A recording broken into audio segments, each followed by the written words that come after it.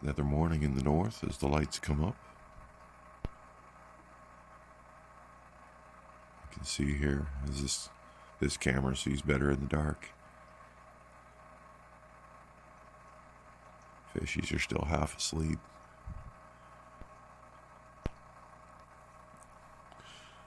That's where Sly likes to sleep. He's all pale because he's passed out. He's a heavy sleeper. I went in once while he was asleep and I touched him. Didn't even wake him up.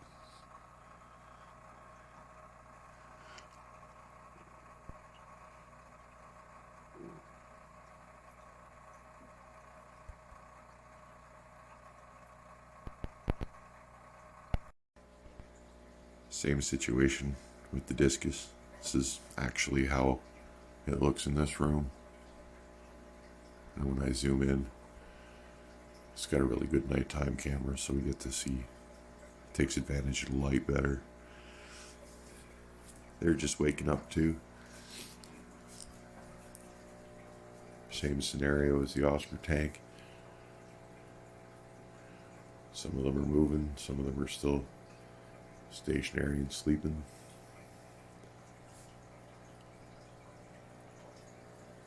The lights come up real dim, and then they'll just they'll gradually increment themselves up. Very subtle, so it doesn't scare them, doesn't hurt their eyes.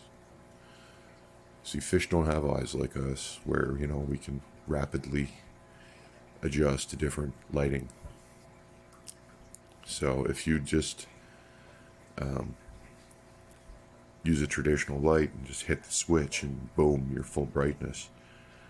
When it comes to fish, it seems to be more so with the South Americans, but both Oscars and Discus, if you do that, they hit the ground and they're stressed out for 20 minutes even before their eyes can adjust and they get over it. And that's a stressful event every day. And for a fish like a Discus, the Oscars can put up with some stress, but the Discus, bad deal. Bad deal. Stress is always a bad deal.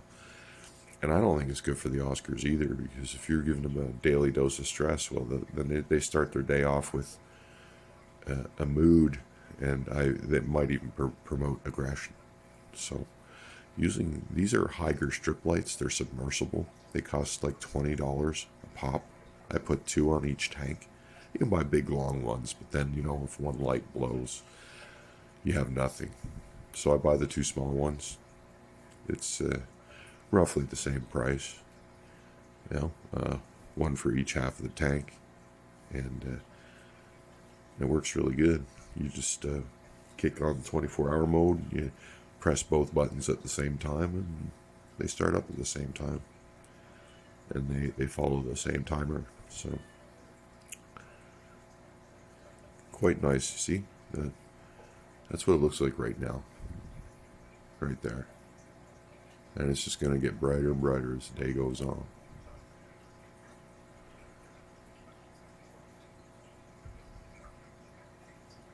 We'll come back when the lights are a little better, and then we'll start doing some feeds. I guess we'll start our feed off in here. See how these ones are. I got these on 12-hour timers. They just boom turn on. So, but these fish don't mind that. It doesn't affect them in any sort of negative fashion. So that's how I operate in this room. Because the 24-hour timers on this brand of light, it's just too bright. It's unnecessarily bright.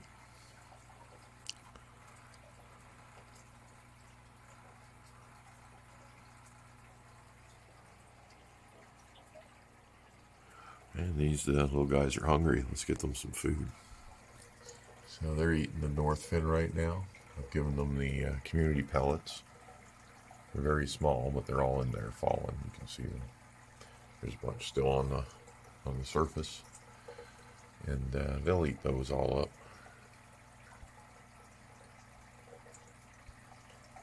It's one of the smaller ones, probably a female. And then you can see much more colorful, larger male.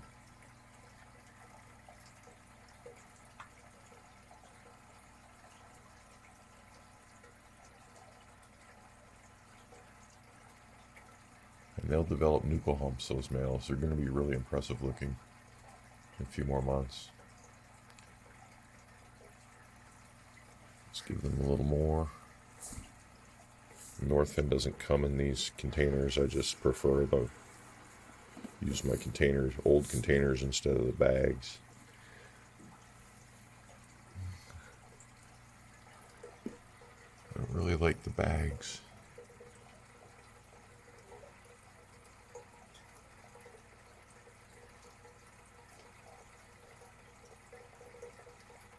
Very cool fish. I really like these guys.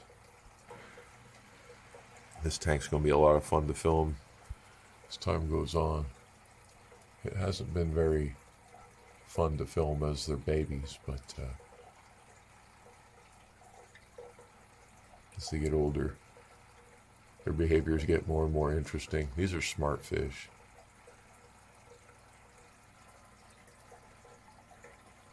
They're starting to burrow down there. That's older behavior.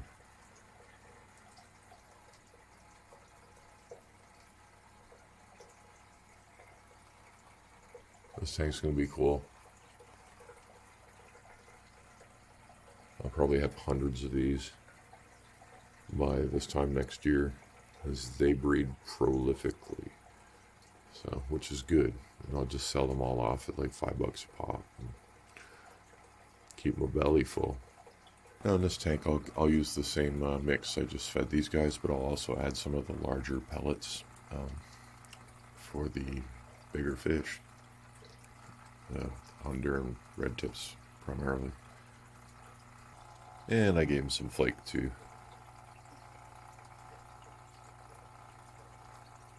It's a little messy, but they'll actually eat the majority of that.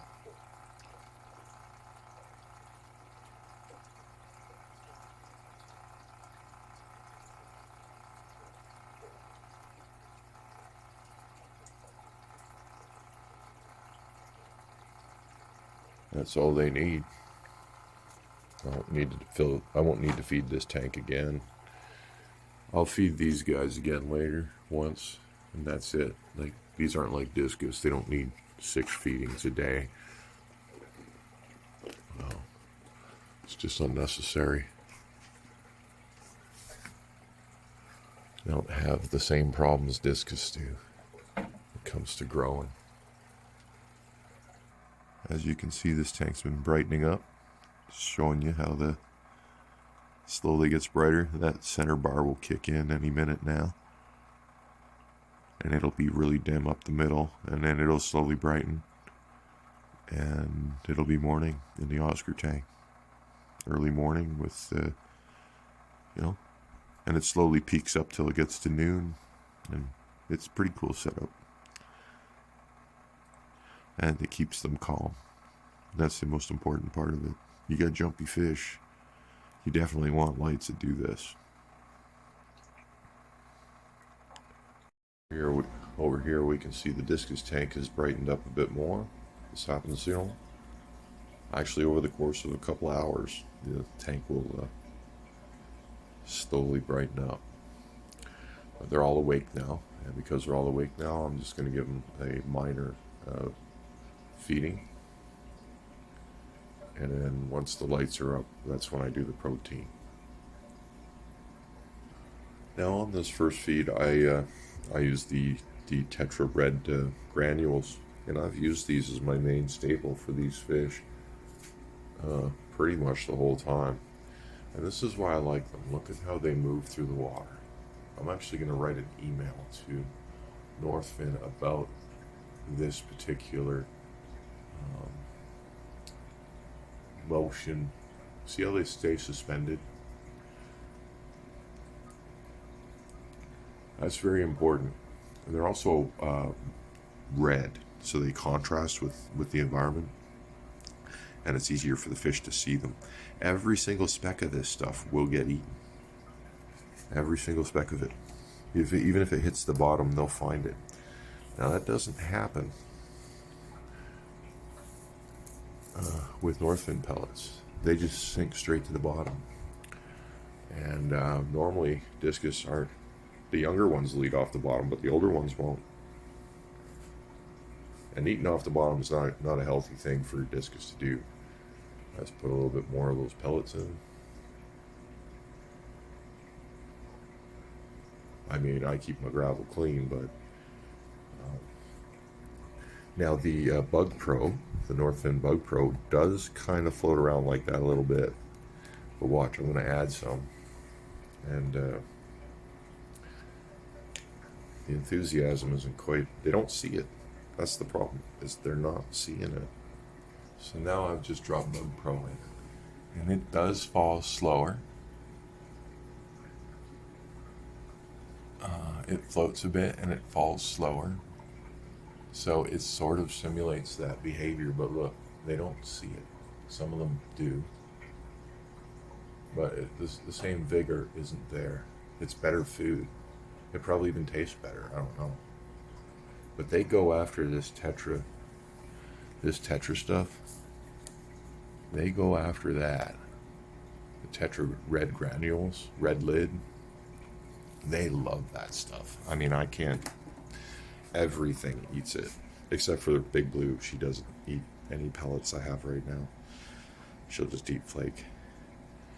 But she's chasing the pellets around, so sometime soon she's going to eat one. And once she decides to do that,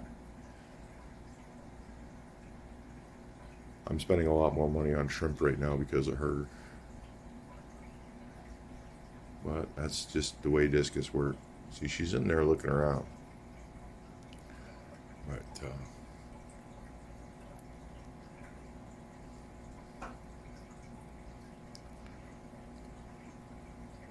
oh, maybe she's starting to eat stuff off the ground.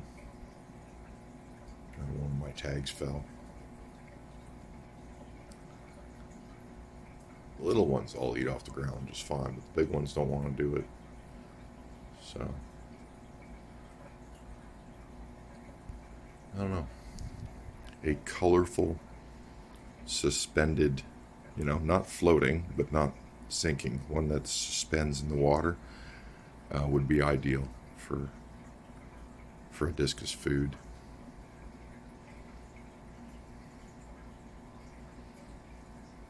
It probably helps with a lot of other fish too.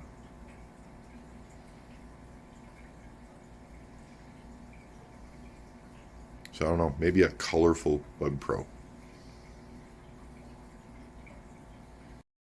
And now we can see the central light has kicked in. The Oscar tank is, the lights are up. It's not maximum brightness by any means, but the fish are all awake now. Even Sly is looking for some food. Everybody knows it's daytime in their world. And we're going to get some food in there for them. We're going to start off with some cichlid pellets, get the little guys all busy, and then we'll put in some Northfin carnivore and some Northfin kelp pellets for the bigger guys to follow up on.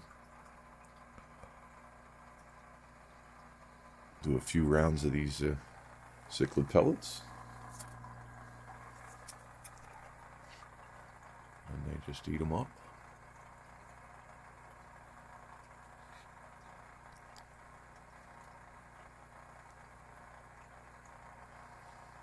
They're all excited. Another round of those.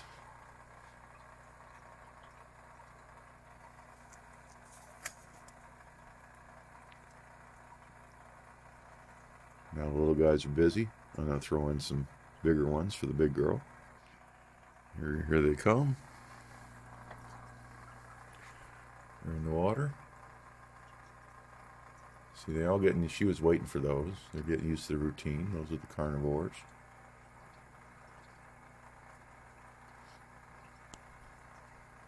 Another round of carnivore pellets.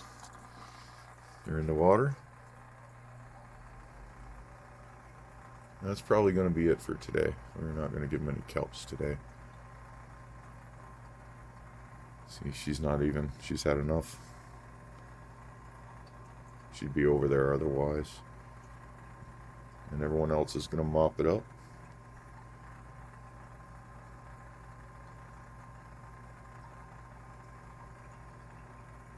And then I'll drop some of the smaller pellets in for these silver dollars. And here we go with those. Those will blow around. Smaller fish will pick up on them.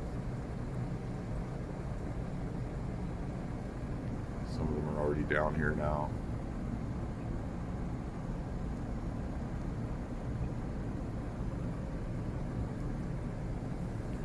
If silver dollars have picked up on it, they're starting to snipe them.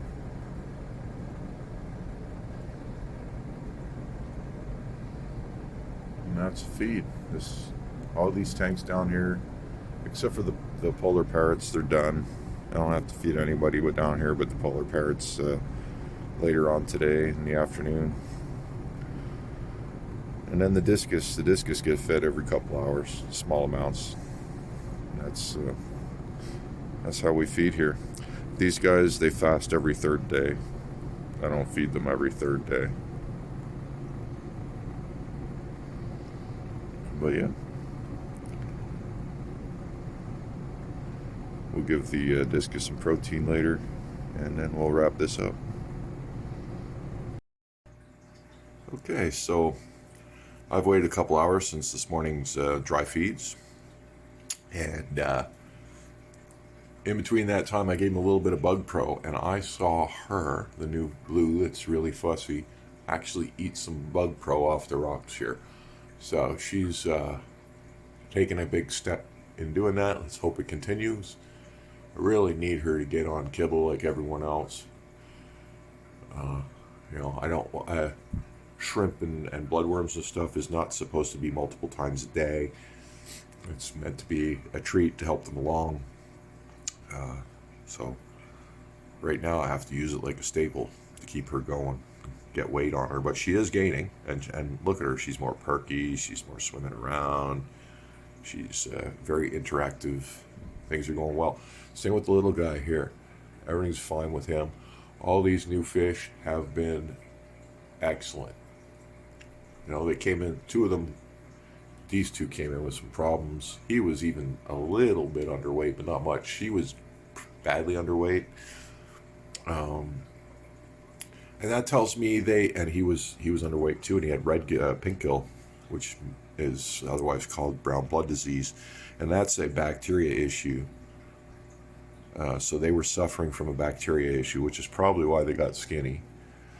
But I've turned that around because they're in a UV environment now, and that problem's gone, right? Possibility B, he was treating them and they were infected. I don't think that's what's happening with these fish, because they would be going downhill continuously instead of getting better on their own. But with discus, you see, when you bring them home, if there's going to be some kind of parasitic infection, okay, the pet shop or the place you bought it from is likely treating the fish, and the infection may have been like 98% gone, and then you brought it home 3 weeks later, somewhere between week 3 and week 4. That's when you're going to start seeing the problems come back. So before that happens to me, because I'm somewhere approaching week 3 with these fish, a couple of days ago now have begun gut loading their shrimp and bloodworms with meds, anti-parasitic, and a little bit of metronidazole. What this will do is, if there is any newly hatched and active stuff in their gut, I'll kill it this way before it turns into a major problem. It also protects the other fish in case something started to spread. It's always week 3 when you're going to see your problems with your new discus. between week 3 and week 4. So some people do a 2-week quarantine, some people do a 4-week quarantine. It doesn't matter. You're still going to introduce shit into your tank. Unless you medicated the whole time, which is hard on the fish. And you shouldn't run the meds if you don't have to. And I really don't have to right now, so I'm sort of breaking my own rule, but I want to be safe. So I'm gut loading the food. I'm not dosing the whole tank and destroying my biocycle. I'm not putting the fish in a quarantine situation. I'm just going to treat for parasites with the food, and it's actually very effective.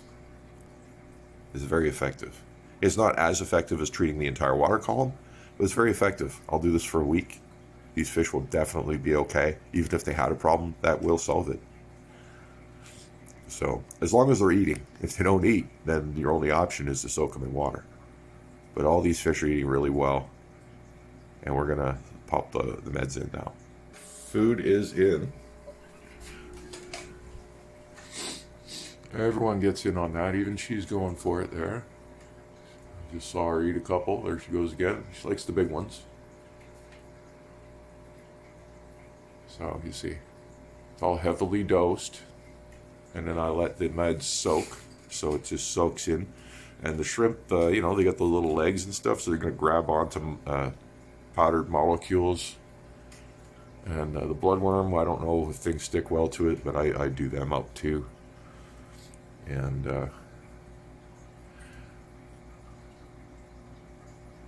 it didn't make a large cloud in the water, which means the medicine is sticking to the food.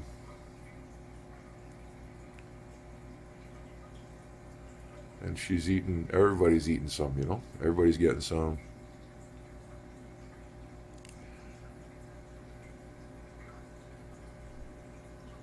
And that's how I keep my tank safe.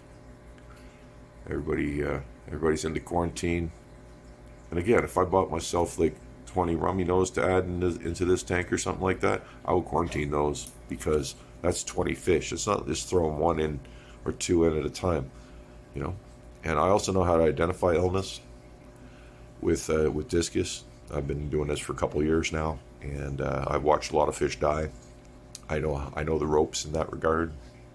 So I can see a problem long before it's going to be a problem for everyone else. And I've learned that,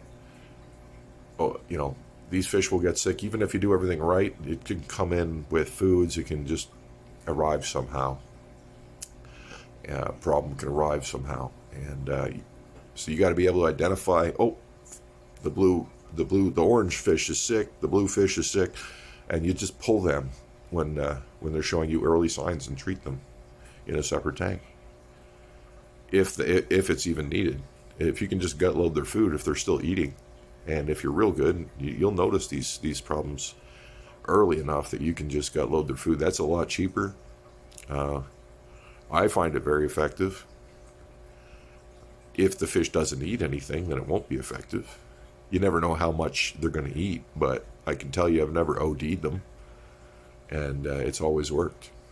So it's definitely a good tactic. Lots of people do it, and it's serving me well.